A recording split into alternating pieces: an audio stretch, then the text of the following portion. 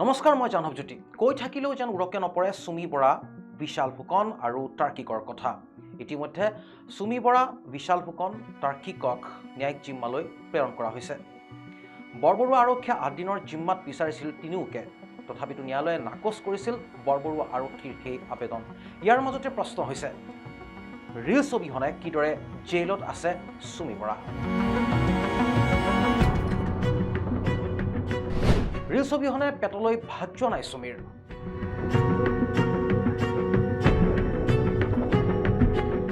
Reels অবিহনে উবদ্ধ কৰিব পাৰিছেনে চুমিয়ে?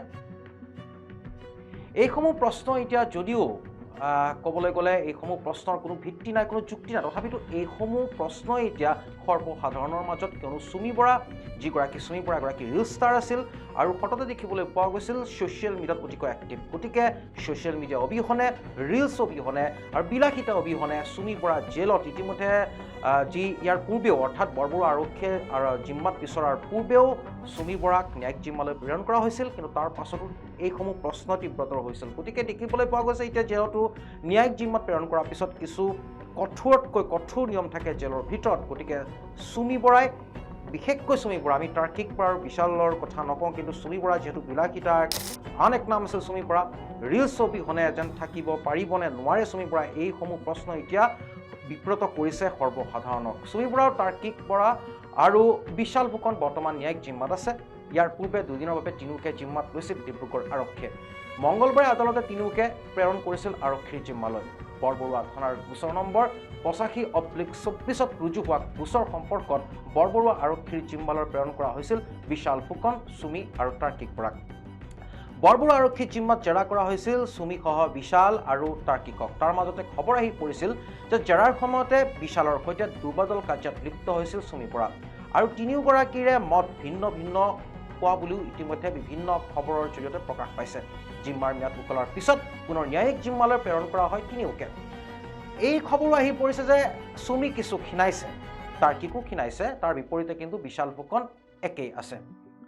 ইয়াৰ মাজতে এতিয়া প্ৰশ্ন হৈছে যে ৰিলছ অবিহনে চুমি বৰাই ক্ষীণাইছে নেকি, অৰ্থাৎ ৰিলছ কৰিব নোপোৱাৰ বাবেই চুমি বৰা ক্ষীণাইছে নেকি, বা ছ'চিয়েল মিডিয়াৰ পৰা এক দূৰত্ব বজাই ৰখাৰ বাবেই চুমি বৰা এতিয়া ক্ষীণাইছে নেকি, পেটলৈ ভাত যোৱা নাই নেকি, চকুৰ টোপনি নাই নেকি? ইয়াৰ বৈজ্ঞানিক দৃষ্টিভংগী কি, তাকো আমি আলোচনা কৰিম। এগৰাকী কাউন্সেলিং অৰ্থাৎ চাইক'লজিষ্ট এগৰাকীয়ে এটা কাউন্সিলিঙৰ ক্ষেত্ৰত কৈছিল, তেখেতৰ নাম আছিল দিবিশা সিং, আৰু দিবিশা সিঙে কৈছিল যে ৰিলছবোৰে মানসিকভাৱে আমাক কিদৰে প্ৰভাৱ পেলায়, অৰ্থাৎ আমাক মানসিক স্তৰত কিদৰে প্ৰভাৱ পেলায় ৰিলছবোৰে। ৰিলবোৰে তৎক্ষণাত সন্তুষ্টিৰ নীতি ব্যৱহাৰ কৰে আৰু আমি ৰিলছবোৰ যেতিয়া ব্ৰাউজ কৰোঁ তেতিয়া আমাৰ যি সেই ৰিলছৰ প্ৰতি এক আসক্তি, সেই আসক্তি ক্ৰমান্বয়ে বৃদ্ধি হয়। তাৰ পাছত আমি যেতিয়া নিজে ৰিলছসমূহ নিৰ্মাণ কৰোঁ আৰু সেই ৰিলছসমূহত যেতিয়া আমি ভিউজ পাওঁ, আমাৰ মগজুৱে ডপামিন হিট নামৰ এটা ৰাসায়নিক পদাৰ্থ নিৰ্গত কৰে। কিন্তু প্ৰশ্ন হৈছে ডপামিন কি? ডপামিন হৈছে মগজুত কাম কৰা ৰাসায়নিক বাৰ্তাবাহক, ইংৰাজীত কোৱা হয় নিউৰো ট্ৰান্সমিটাৰ। ই স্নায়ু কোষক ইজনে সিজনক বাৰ্তা প্ৰেৰণ কৰাত সহায় কৰে। ই মগজুৰ গভীৰতম কোষৰ দ্বাৰা উৎপন্ন হয় আৰু মগজুৰ আন অংশৰ কোষৰ ওপৰত ক্ৰিয়া কৰে। ক'বলৈ গ'লে প্ৰতিগৰাকী মানুহৰ মস্তিষ্কত এই ৰাসায়নিক মজুত থাকে, অৰ্থাৎ ডপামিন মজুত থাকে। কিন্তু কথা হৈছে যে ডপামিন যেতিয়া অতিমাত্ৰা নিৰ্গত হয়, ডপামিনৰ যেতিয়া মগজুত অতিকৈ অধিক নিৰ্গত হয়, তেতিয়া কিন্তু এয়া এক ৰোগলৈ পৰিৱৰ্তন হয়। তাৰ ফলত অৰ্থাৎ অত্যাধিক ডপামিন বৃদ্ধিৰ ফলত আপোনাৰ হয়তো শৌচ প্ৰস্ৰাৱত কিছু আপোনাৰ কঠিনতা আহি পৰিব পাৰে, নিদ্ৰাহীনতা আহিব পাৰে। শুদ্ধ অৰ্থত ক'বলৈ গ'লে ডপামিনে মানুহক ৰোগীয়া কৰে। গতিকে এতিয়া খবৰ আহি পৰিছে চুমি বৰা ক্ষীণাইছে, চুমি বৰাৰ পেটত ভাত যোৱা নাই, চুমিয়ে কান্দিছে। যি অনুশোচনাত হয়তো দগ্ধ হৈও কান্দিব পাৰে চুমি বৰা, কিন্তু তাতকৈ ডাঙৰ কথা হৈছে যে যিগৰাকী যুৱতীয়ে কওক বা যিগৰাকী ৰিল ষ্টাৰেই কওক, তেখেতৰ বহু ইতিমধ্যে বিশেষণ।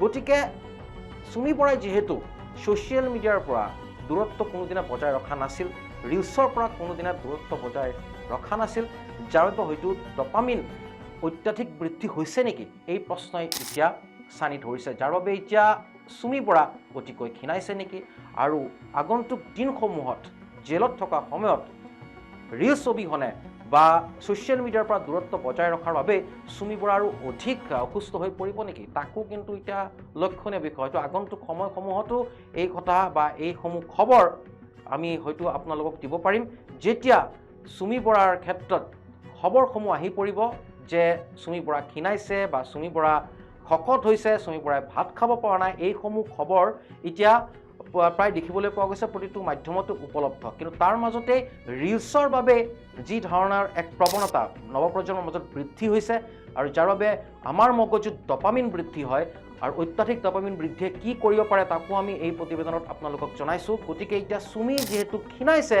কিহৰ বাবে ক্ষীণাইছে, অনুশোচনাত নে ডপামিন বৃদ্ধি হোৱাৰ বাবে? চাই থাকিব কাৰেণ্ট ইণ্টাৰনেশ্যনেল।